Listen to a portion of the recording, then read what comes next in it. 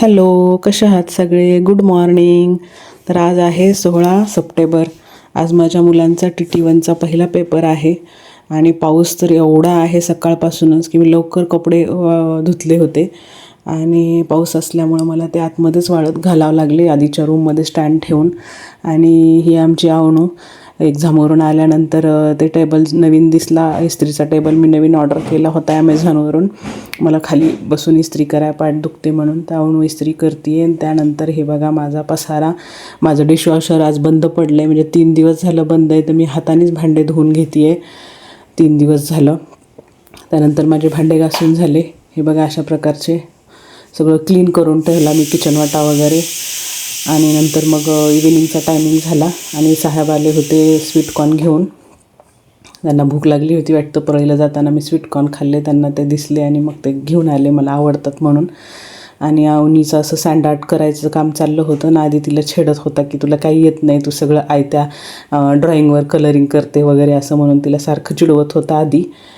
सँडआर्ट तिला आवडतं, ती असं करते रोज एक. त्यानंतर दिवाबत्तीची वेळ झाली आणि मग मी दिवाबत्ती करत होते.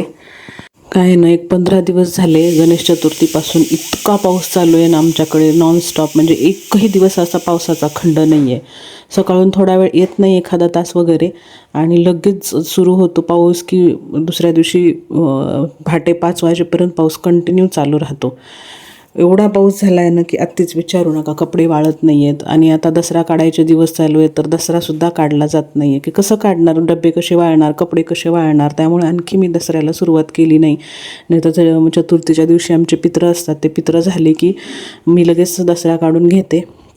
तर चला असो, आता पावसाळ्याच्या दिवसात पाऊस तर असणारच. आपल्याला कोणतंच जमत नाही, जास्त पाऊस पण चालत नाही, नसलेलाही चालत नाही आणि कोणतंच नाही आहे. निसर्ग त्याच्या अनुसार चालत राहतो.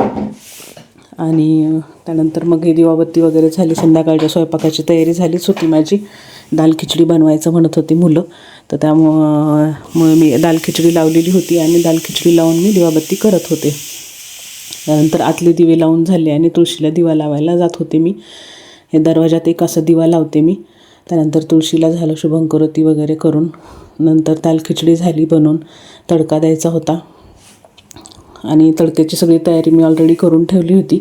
आणि मी दाल खिचडी ना इंद्रायणी तांदळाची बनवते. मुलांना फार आवडते माझ्या हातची दाल खिचडी. नंतर आम्ही जेवणं केली. साहेब आले नव्हते स्पोर्ट्सवरून,